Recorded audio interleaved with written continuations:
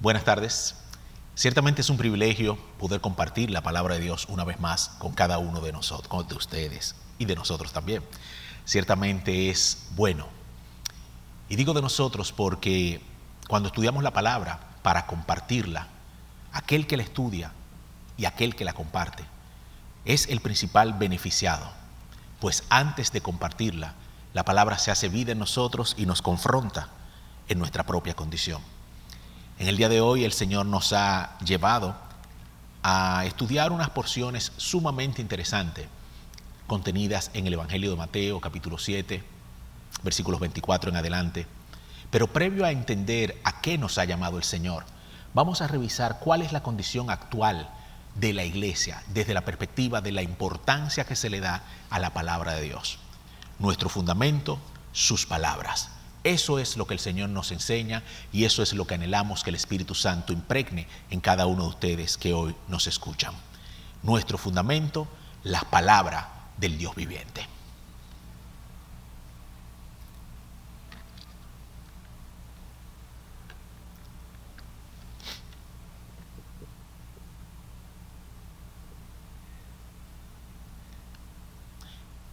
Vamos a revisar 3 versículos de manera fundamental.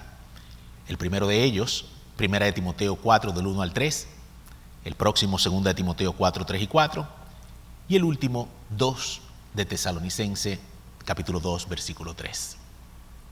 Pero el Espíritu dice claramente que en los últimos tiempos algunos apostatarán de la fe, prestando atención a espíritus engañadores y a doctrinas de demonios, mediante la hipocresía de mentirosos que tienen cauterizada la conciencia. Porque vendrá tiempo cuando no soportarán la sana doctrina, sino que teniendo comezón de oídos, acumularán para sí maestros conforme a sus propios deseos, y apartarán sus oídos de la verdad, y se volverán a mitos. 2 Tesalonicenses 2:3. Que nadie os engañe en ninguna manera, porque no vendrá sin que primero venga la apostasía y sea revelado el hombre de pecado, el hijo de perdición. Correcto. Estos 3 versículos, unidos de manera específica, nos permiten entender algo muy particular. Y es que podemos ver, tanto en 1 de Timoteo, como en 2 de Timoteo, como en 2 de Tesalonicenses, que el Espíritu habla a través del apóstol, a través de la pluma del apóstol, y le advierte a las iglesias y le advierte a su discípulo Timoteo, que llegará un momento en la historia de la humanidad, en la historia de la iglesia, donde existirá una condición específica a la cual el Espíritu llama apostasía. La palabra apostasía quiere decir negación de. A es fuera y apostasía habla sobre lo que es la verdad. Entonces, una negación de la verdad. ¿Quién apostata? Aquel que ya ha creído, aquel que ha tenido fe en algo. Cuando lo reniega, cuando lo rechaza, se convierte en un apóstata. En esta condición, en este marco, estamos hablando de apostasía sobre la fe cristiana. Renegarán aquellos que han creído.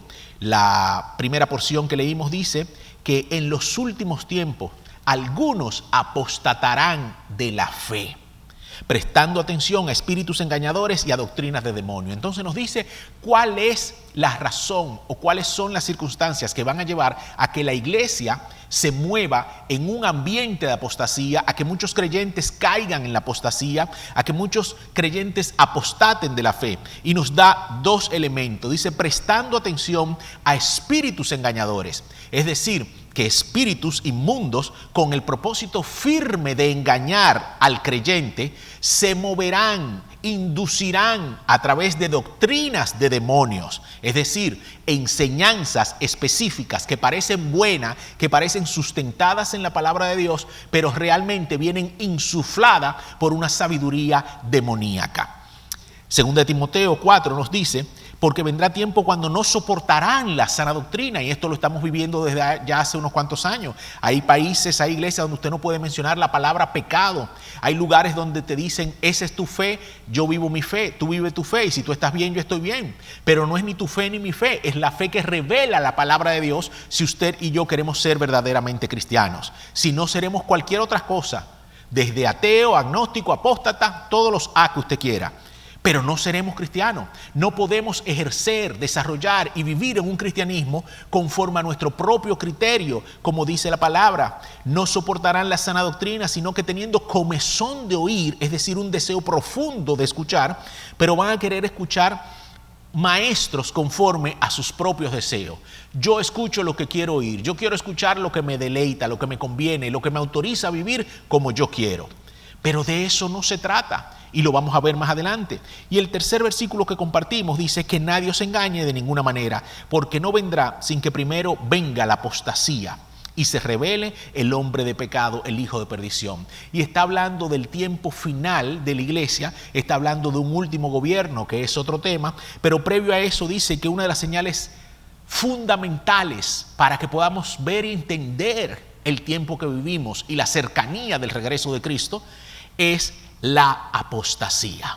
Vemos hoy a pastores renunciando a la fe, vemos hoy a pastores aprobando situaciones completamente contrarias a la palabra de Dios, vemos hoy a creyentes, a cristianos, llamando a lo malo bueno y a lo bueno malo, viviendo en una vida pecaminosa, no porque humanamente caigamos y tengamos situaciones contra las que luchamos, sino porque abiertamente deciden declarar que lo que Dios llama pecado no es pecado.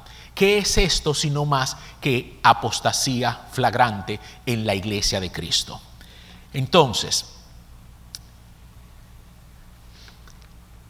vamos a trabajar con la porción que el Señor nos lleva a compartir, para que nosotros veamos que lo único que nos libra de la apostasía por su gracia y su misericordia es permanecer firme en un fundamento establecido y delineado por lo que es su palabra. De ahí el nombre de la presentación de esta charla, de esta prédica, su palabra, nuestro fundamento. Nuestros fundamentos, su palabra. Vamos a leer la porción de Mateo 7, 24 al 29.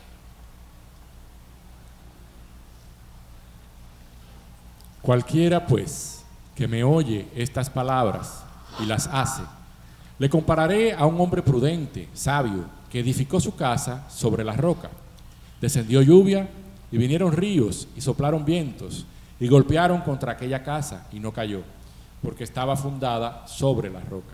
Pero cualquiera que me oye estas palabras y no las hace, le compararé a un hombre insensato que edificó su casa sobre la arena. Y descendió lluvia y vinieron ríos y soplaron vientos y dieron con ímpetu contra aquella casa y cayó, y fue grande su ruina.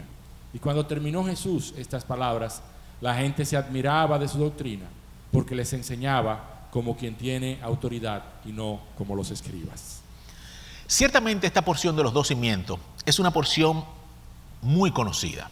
Es una porción que la iglesia ha manejado durante siglos y ha enseñado. Es una porción que se enseña en la iglesia dominical, en el grupo de jóvenes, en la iglesia de niños, y a lo largo de la historia de la iglesia esta porción ha sido muy enseñada. Sin embargo, esta porción siempre se ha visto, o casi siempre, hasta donde yo tengo conocimiento, se ha enseñado desde la perspectiva de la comparación de los dos cimientos. De la perspectiva de la comparación del hombre sabio y el prudente, del hombre que edifica sobre roca y el hombre que edifica sobre arena. Pero el Espíritu Santo nos llevó hace un par de días a estudiar esta porción desde una perspectiva más profunda. No que la anterior no sea profunda, sino desde una perspectiva específica sobre lo que es la importancia de la palabra de Dios en la vida del creyente. Vamos a desglosarla. Pero antes de desglosarla, vamos a entender un poco el contexto en el cual es declarada esta porción. ¿Qué acontece? Que esta porción, para sorpresa nuestra, está enmarcada dentro de lo que se conoce como el Sermón del Monte o el Sermón de la Bienaventuranza. Pero una de las cosas que pasa, ciertamente, es que este sermón no solo abarca la bienaventuranza. Y antes de entrar en el sermón propiamente dicho, vamos a ver qué pasa en los capítulos previos, qué nos narra el evangelista en los capítulos previos. En Mateo capítulo 3 hay 3 puntos específicos. El primero, Jesús es bautizado.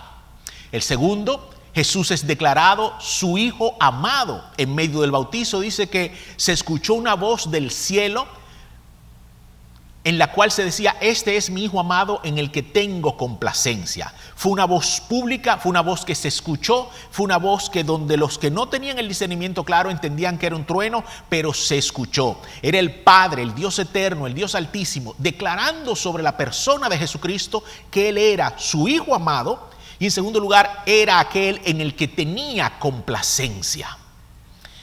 Y cuando Jesús está acercándose, previo a ser bautizado, dice Juan, da su testimonio de que ve que el Espíritu Santo desciende sobre él en forma de paloma. Entonces, Jesús es declarado aquel en quien el Padre se complace. Jesús es aquel sobre el cual el Espíritu Santo se derrama y permanece. A partir de ahí, Jesús marca una visitación del Espíritu Santo de una manera como no había existido antes. El Espíritu Santo visitaba a las personas, pero dice la palabra, nos enseña la doctrina cristiana, que a partir de ese momento el Espíritu Santo empieza un ministerio que se complementa y arranca de manera específica después del Pentecostés, cuando Jesús sale de la tierra y nos envía otro consolador. Pero es la primera persona en la historia de la humanidad en la cual el Espíritu Santo desciende para permanecer, es Cristo hecho hombre. Entonces, en el capítulo 3 tenemos toda este reconocimiento público de Cristo, lo cual nos lleva al capítulo 4, cuando dice que el Espíritu arrebata a Cristo y lo lleva al desierto. Jesús es llevado al desierto por el Espíritu Santo. Lo lleva al desierto para ser tentado, dice la palabra de Dios. Y es tentado en el desierto por Satanás. Sin embargo, Jesús sale victorioso del desierto tras demostrar y hacer que el diablo huya por medio de la palabra. Es la palabra el arma que Jesucristo utiliza en cada una de sus confrontaciones con el diablo. Él no contemporizó, Él no habló más allá de lo que tenía que hablar. Él sencillamente se fundamentó en la palabra, se defendió con la palabra, argumentó con la palabra. Y el enemigo no podía ni siquiera resistirle y ni siquiera contestarle sobre lo que él le decía, sino que tenía que buscar otra tentación.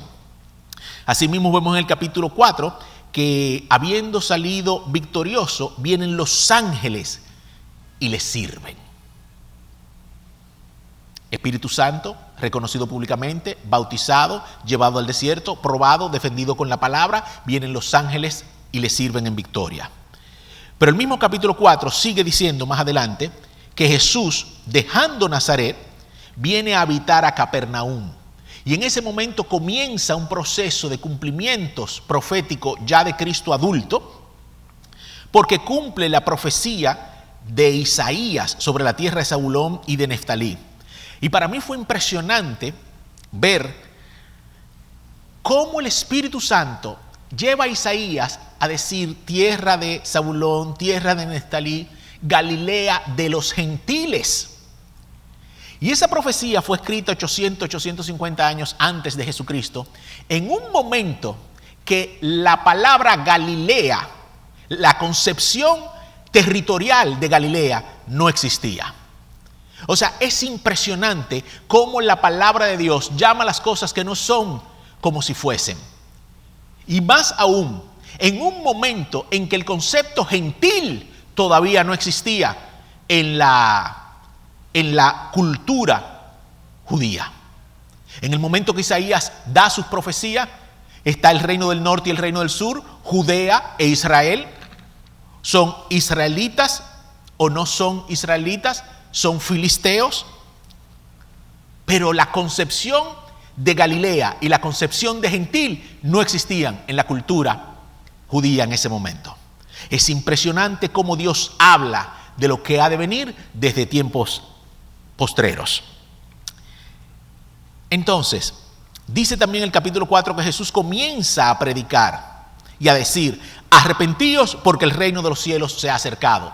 Es en ese momento, en ese tiempo, donde Jesús empieza a declararle a la humanidad y a las potestades espirituales que el reino de los cielos se ha acercado a los hombres.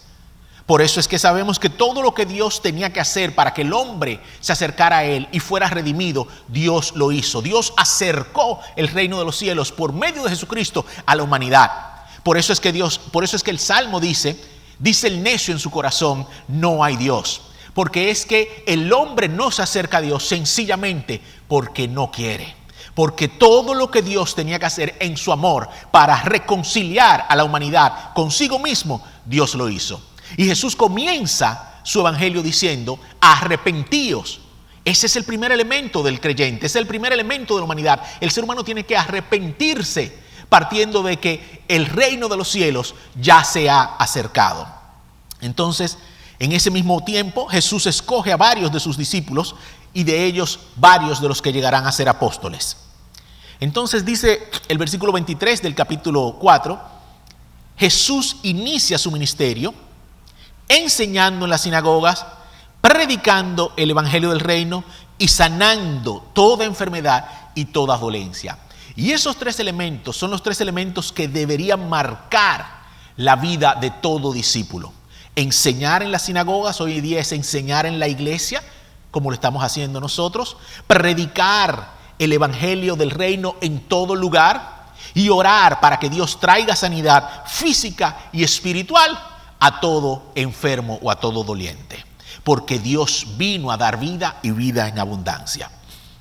Entonces, el versículo 25 del capítulo 4 nos dice, y le siguió mucha gente de Galilea, Decápolis, Judea y del otro lado del Jordán.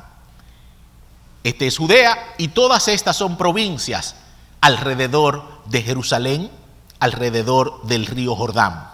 Y dice que gente de todas partes sale a seguirle, sale a escucharle, sale a ver quién es este y qué es lo que está diciendo. Entonces es aquí, en este contexto, que la Biblia nos narra y sigue diciendo, al iniciar el capítulo 5, viendo la multitud, subió al monte y sentándose vinieron a él sus discípulos. Y aquí cabe señalar dos elementos fundamentales. Uno, viendo la multitud. La multitud es un sinnúmero de personas que van a acercarse a Dios por cualquier razón y por cualquier motivo. Multitud, mucha gente. Pero hay una acotación específica cuando dice, vinieron a él sus discípulos.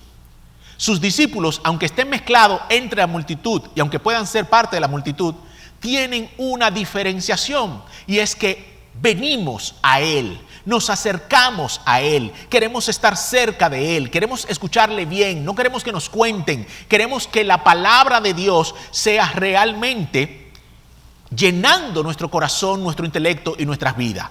Entonces la multitud está allí, pero los discípulos vienen a él.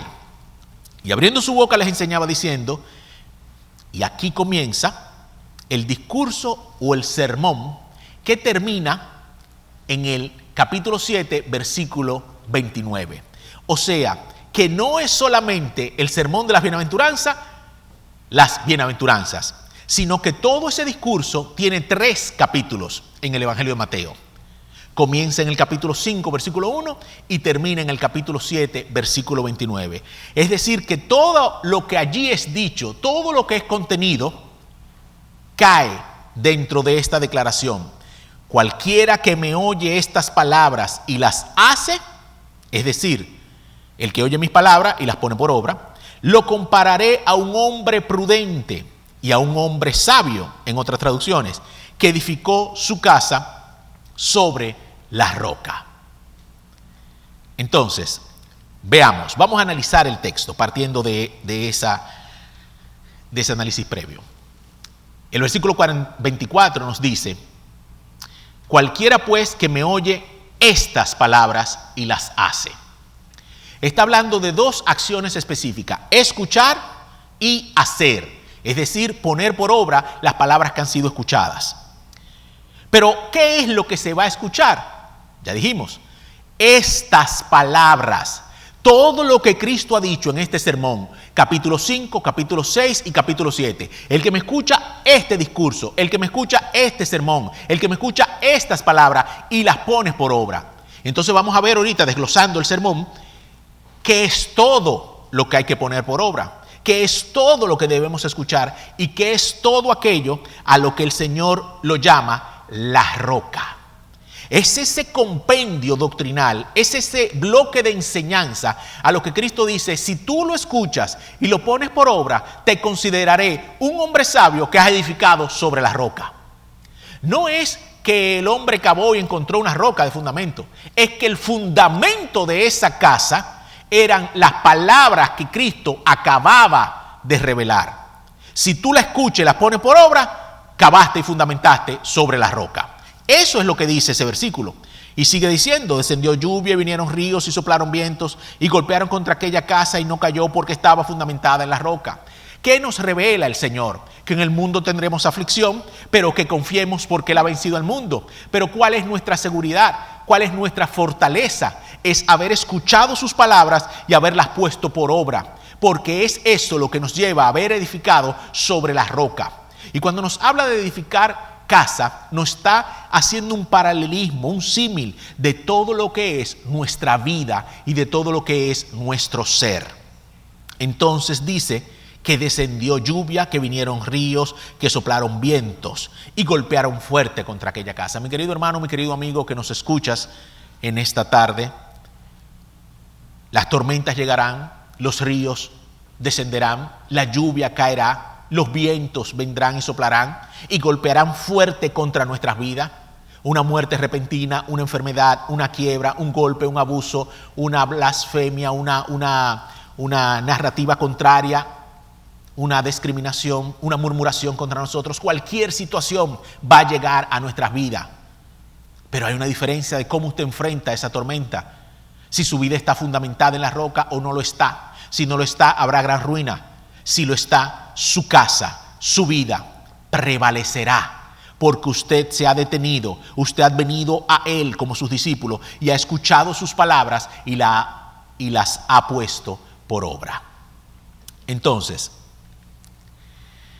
el versículo 24 nos dice: el que escucha estas palabras o me oye estas palabras mías. ¿Quién está hablando? Jesucristo, lo sabemos, lo venimos diciendo desde ahorita. ¿A cuáles palabras se refiere? Y lo repuntamos. Nosotros estamos aquí frente a lo que se conoce como el Sermón del Monte. Y es el primer discurso público de Jesucristo fuera de una sinagoga. Y el problema es que muchas veces cuando se habla del Sermón del Monte, mucha gente, por no decir la mayoría, cree que el sermón solamente habla, como dijimos ahorita, de las bienaventuranzas. Y no, el sermón, como ya señalamos, abarca desde el capítulo 5 hasta el capítulo 7. Entonces, ¿cuándo y dónde se produce este discurso sermón? Dijimos que tras el iniciar su ministerio en un monte conocido como el Monte de las Bienaventuranzas. ¿En qué contexto? ¿A qué roca se refiere el Señor? Señalamos que a la roca que se refiere es a ese compendio doctrinal de enseñanza, de revelación que Cristo comparte con la multitud y con sus discípulos desde el capítulo 5, versículo 1 hasta el capítulo 7, versículo 29. Y es impresionante, aquí una nota al margen solamente para acotar a nuestras tradiciones, que cuando el Señor dice el que edifica sobre esta roca, la palabra roca que utiliza ahí es la misma palabra roca que utiliza cuando le dice a Pedro: y sobre esta roca edificaré mi iglesia. Estaba hablando de la revelación, de la enseñanza doctrinal, del aporte que el Espíritu había traído a Pedro, por medio del cual él decía: tú eres el Hijo de Dios, el Mesías esperado.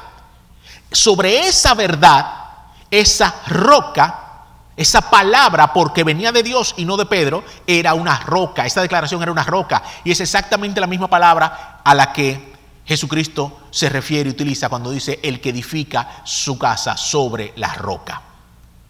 Entonces, ¿cuál actitud o comportamiento es lo que le permite al Señor calificar o identificar a esta persona como sabio o prudente?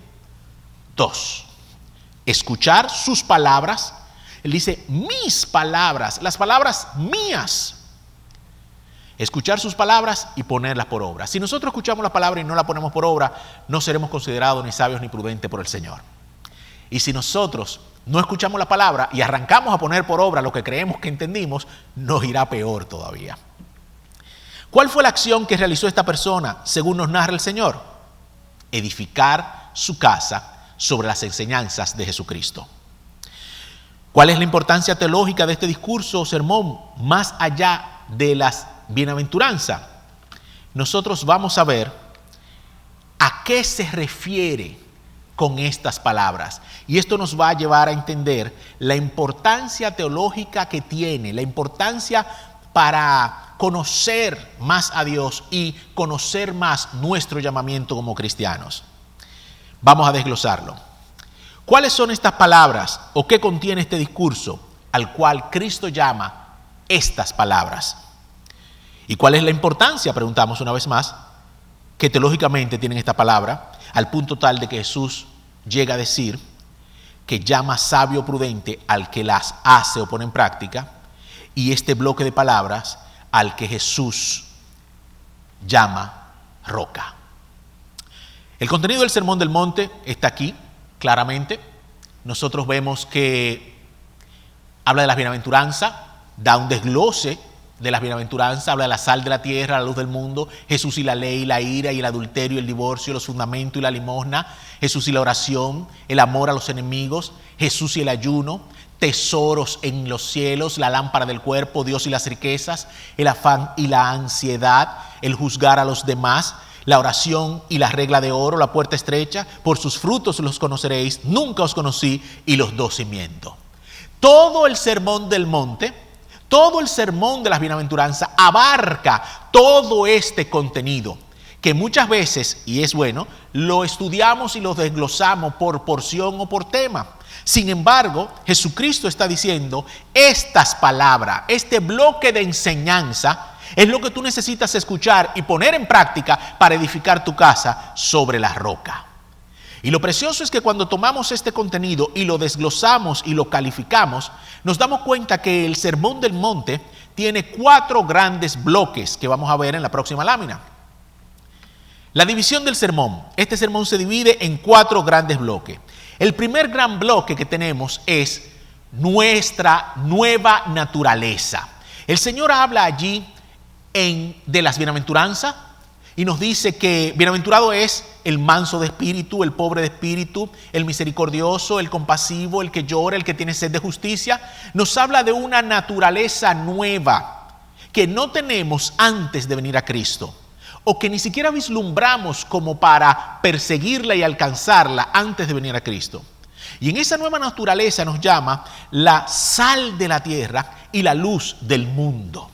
Es decir, es una naturaleza del creyente, del que viene a Cristo y le cree y quiere empezar a poner por obras sus palabras. El segundo gran bloque es la autoridad de Cristo, o cómo Cristo reinterpreta la ley. Y esto es precioso. ¿Por qué? Porque Cristo es el Logos, Él es la palabra de Dios, Él es la ley escrita y aún más, Él es el que cumple la ley. Él dice, yo no vine a abolir la ley, yo vine a cumplirla. Él es el verbo de Dios hecho carne y como tal cumple la ley. Y no solamente eso, sino que la reinterpreta, sacándola de un contexto religioso y llevándola a un contexto real conforme a la voluntad de Dios y a la aplicabilidad que debe tener ella para los seres humanos. Y ojo, algo que me llama mucho la atención es que las interpretaciones que Cristo corrige habían sido dadas por los escribas, por los fariseos, por los maestros a través de los años. Es decir, que usted puede ser una persona muy teológica, una persona con mucho conocimiento, un intérprete de la ley y estar dando una interpretación errada si su interpretación no lleva al creyente o al que la escucha a Cristo. Si su interpretación no lleva a la ley a revelar a Cristo. Entonces, Él reinterpreta la ira, el adulterio, el divorcio, los juramentos, la limosna, la oración, el ayuno. Él nos dice, como os había sido dicho, mas yo os digo. El tercer gran bloque es nuestra relación con los demás. Y este es uno de nuestros principales desafíos, porque nos habla del amor a los enemigos, amarás a tus enemigos, bendecirás a quienes te persiguen, bendecirás a los que te maldicen, orarás por los que te persiguen. O sea, es un desafío a la naturaleza en lo que se respecta a mi relación con el otro, pero aún más me dice que no debo juzgar al otro, que antes de ver la paja en su ojo, debo ver la viga en el mío. Y el tercer gran bloque es los principios espirituales que el Señor trae como novedad a la vida del creyente. Y allí nos habla de hacer tesoros en el cielo, de la lámpara del cuerpo, de Dios y las riquezas. No se pueden tener dos señores. Nos habla del afán y de la ansiedad. Cuán vana es el afán, cuán vana es la ansiedad, cuán vano es preocuparnos por todo aquello de lo que Dios ya tiene el control. Pero también nos habla de la importancia de la oración, de la regla de oro, de no hacer a los demás lo que no te gusta que te hagan a ti. Y eso se paraleliza con el bloque anterior. Nos habla de la puerta estrecha y de la necesidad de entrar por ella, porque ancha es la puerta que nos lleva a la perdición. Nos dice que por sus frutos los conocerán. Un árbol seco no da frutos, un árbol frondoso da fruto. Pero son los frutos que nos revelan, como decía Juan el Bautista, dignos de arrepentimiento, que nos revelan a Dios. Pero también nos habla de nunca os conocí. Es esa porción que nos dice que hay muchos que dirán Señor, Señor, pero al final, en el día de nuestro encuentro con Él, Él nos dirá, no os conocí. Él les dirá, no os conocí, apartados de mí, hacedores de iniquidad. Y finalmente entonces cae en los dos cimientos, el hombre sabio y el hombre necio, el hombre prudente y el hombre imprudente, porque no escuchó las palabras de Dios, porque no las puso por obra. Entonces, es aquí, justo al final de este ejemplar discurso o sermón, que el Señor nos dice, entonces, habiendo terminado todo lo anterior, habiendo terminado todo este compendio, que es la importancia doctrinal que tiene, porque nos habla de nuestra nueva naturaleza, nos habla de la autoridad de Cristo, nos habla de nuestra relación con los demás y nos habla de los principios espirituales sobre los cuales debemos vivir y basar nuestra condición de hijos de Dios. Entonces, en esta gran importancia, a este gran bloque de enseñanza, es que Jesús dice, al que escucha estas palabras, otra versión dice, al que escucha mis palabras y las pone por obra. Es necesario escuchar la palabra de Dios, es necesario escuchar la voz de Dios a través de su palabra. El apóstol Pedro dice que no hay una palabra profética más segura. Necesitamos detenernos, necesitamos sentarnos frente a la Biblia, a la palabra de Dios, a escuchar lo que Dios nos dice a nosotros día tras día, en solitud y en soledad en su presencia, día tras día. Señor, ¿qué tú me dices hoy a través de tu palabra? ¿Cuáles son tus promesas para mí hoy? ¿Cuáles son tus confrontaciones para mí hoy? ¿De qué me redarguyes hoy a través de tu palabra? ¿Cómo me consuelas? ¿Cómo me libertas? ¿Cómo me santificas a través de tu palabra? Yo necesito, como hijo de Dios, como creyente de Dios, escuchar a Dios a través de sus palabras. Pero como dice el apóstol Santiago, estas palabras no pueden quedarse en mí como si yo fuera un mero escuchador, un oidor olvidadizo. No, él da otro requisito, ponerlas por obra. Entonces no es solamente escucharla, no es solamente congregarme un domingo, un martes, un miércoles, un jueves, el día que usted se congregue. No es solo ver una prédica por YouTube o por cualquiera de las redes. Es escuchar lo que Dios le dice a la iglesia hoy. Es escuchar lo que Dios le dice al mundo hoy. Es escuchar lo que Dios te dice a ti personalmente hoy y a mí personalmente hoy. Pero luego de que los escuchamos, no podemos olvidarnos de lo que nos dijo. No podemos salir como si no hubiera hablado el Dios eterno, el Todopoderoso, el Creador de los cielos y la tierra, sino que tenemos que poner esas palabras por obra. Entonces allí el apóstol Santiago dice, no siendo oidores olvidadizos, sino poniendo en práctica lo que habéis aprendido. Entonces dice, lo asemejaré y lo compararé con un hombre sabio o prudente que edificó su casa sobre la roca. Lo precioso es saber que la edificación no es de la noche a la mañana. Lo precioso es saber que la edificación no es en un instante, sino que la edificación es un proceso. Nosotros tenemos que ir siendo edificados constantemente A medida que escuchamos y obedecemos, vamos siendo edificados. Vamos construyendo y edificando nuestras casas a medida que ponemos por obra la palabra que hemos escuchado. Pero ojo, el Espíritu Santo nos advierte por boca del apóstol Pablo, ¿a quién debemos escuchar? No a doctrinas de demonios, no queremos escuchar lo que queremos escuchar, no a espíritus engañadores, no a falsos maestros. Tenemos que escuchar la palabra de Dios revelada a través de la Biblia, la palabra de Dios encarnada en Cristo Jesús, la palabra de Dios declarada por Cristo, pues Él mismo declara, las palabras que yo os digo no son mis palabras, sino que son las palabras que Dios me ha dado. Es necesario saber lo que escuchamos y a quién escuchamos, porque se trata de que haya una fructificación en nuestras vidas, una edificación sólida o una destrucción total. No es un juego, mi amigo, mi hermano que me escuchas en esta tarde. Se trata de la vida y aún más de la vida eterna. Lo asemejaré, lo compararé con un hombre sabio y prudente que edificó su casa sobre la roca. El Señor nos llama hoy a edificar nuestras vidas, nuestras casas sobre la roca de su palabra. El versículo 25 dice, descendió lluvia, vinieron ríos, soplaron vientos y golpearon contra aquella casa y no cayó porque estaba fundada sobre la casa. Si usted quiere no caer en medio de la tormenta, si usted quiere no caer en medio de la debilidad, si usted quiere no caer en medio de la crisis, le tengo la solución. Escuche las palabras de Cristo y póngalas por obra. Usted va a estar edificando su casa sobre la roca.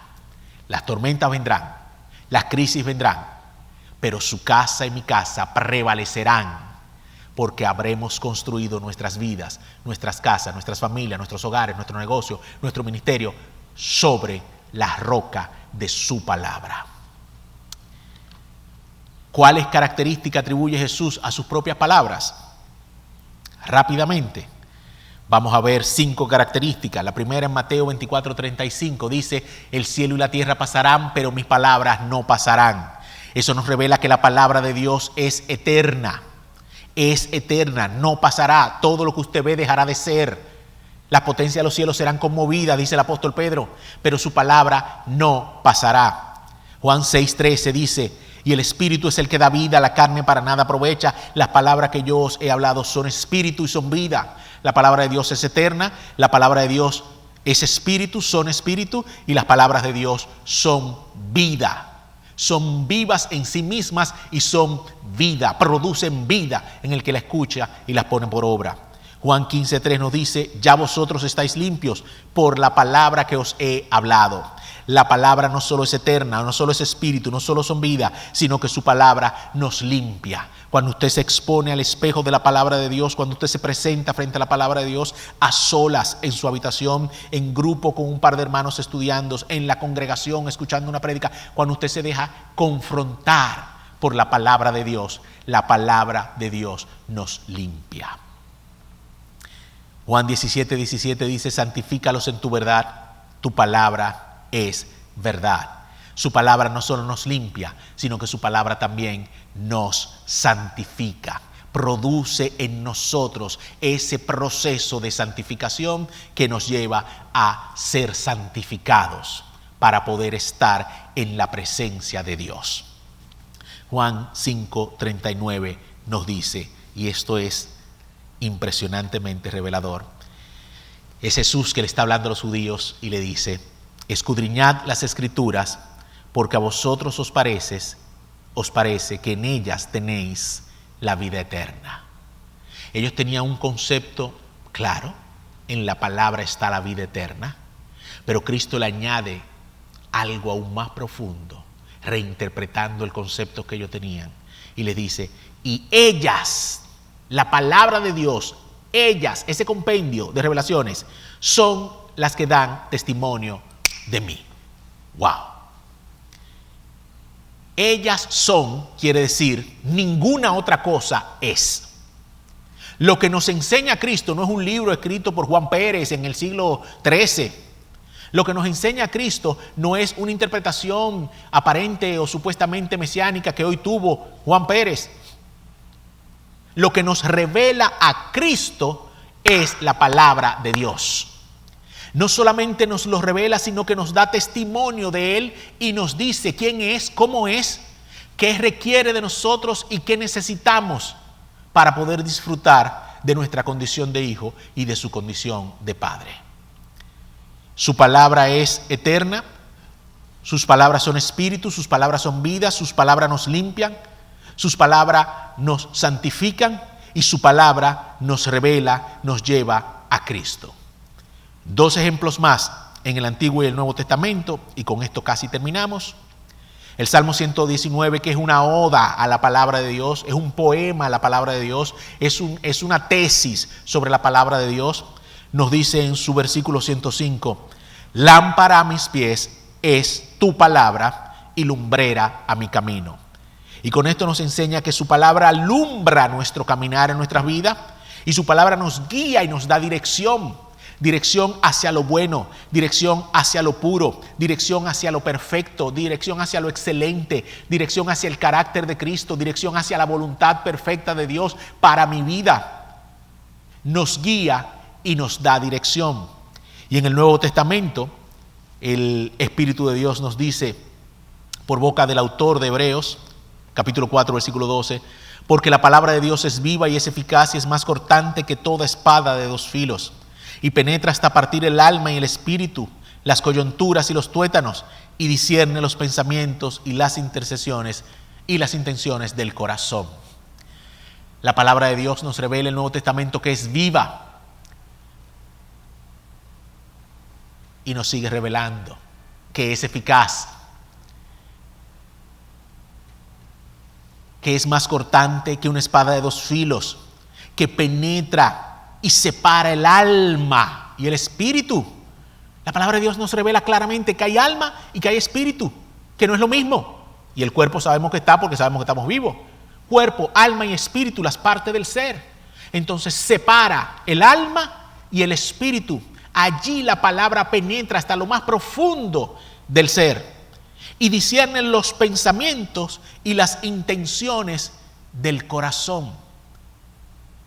Es como cuando usted va a la reinterpretación que Cristo le da de la palabra cuando dice, os habéis sido dicho, amarás a tu prójimo, amarás a tu hermano, no lo odiarás. Y él se va a un nivel más profundo y te dice que cuando tú lo llamas idiota, que cuando tú te enojas, que cuando tú lo consideras torpe, eres reo del infierno, eres digno de juicio. Entonces ya no se trata de no aborrecerlo, se trata de ni siquiera considerarlo a mal, porque es criatura de Dios cuando no es hijo de Dios. Entonces discierne los pensamientos y las intenciones del corazón. En conclusión, escuchemos las palabras de Dios. Escudriñemos las Escrituras. Hurguemos en la profundidad de su presencia de la palabra de Dios. Y edifiquemos nuestras vidas. Edifiquemos nuestras casas sobre la revelación de Cristo Jesús, sobre la palabra de Cristo Jesús. Hay varios grandes discursos dados por Cristo, bloques de discursos dados por Cristo. Este del monte de la bienaventuranza, los que están en Juan 8 cuando él habla con sus discípulos, con los judíos, el discurso de la última cena del capítulo 13 al 17 de Juan, y un discurso sumamente importante para este tiempo, Mateo 23, 24, 25, que nos habla de las señales de los tiempos, de las señales del fin y de cuándo sucederán estas cosas. Es necesario que escudriñemos a profundidad lo que Cristo nos reveló, porque su palabra son eternas. El cielo y la tierra pasarán, mas su palabra no pasarán.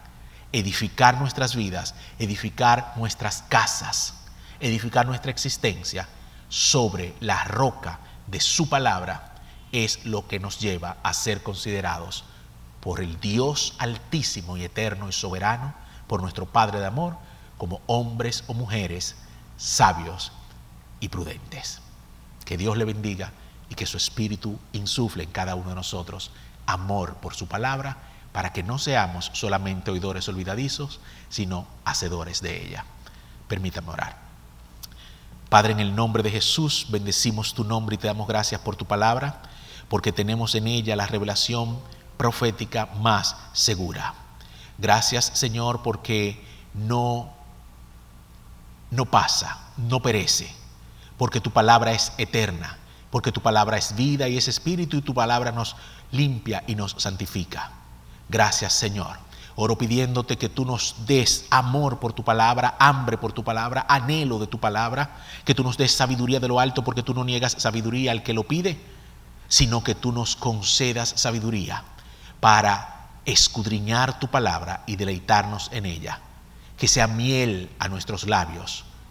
En el nombre de Jesús, bendice a cada uno de los que en este día han escuchado tu palabra y nos ven, Señor, y nos escuchan a través de cualquier medio de comunicación. Gracias por tu palabra, gracias por tu revelación, gracias por tu verdad, gracias por tu amor, gracias por tu salvación. En el nombre de Jesús. Amén. Dios le bendiga.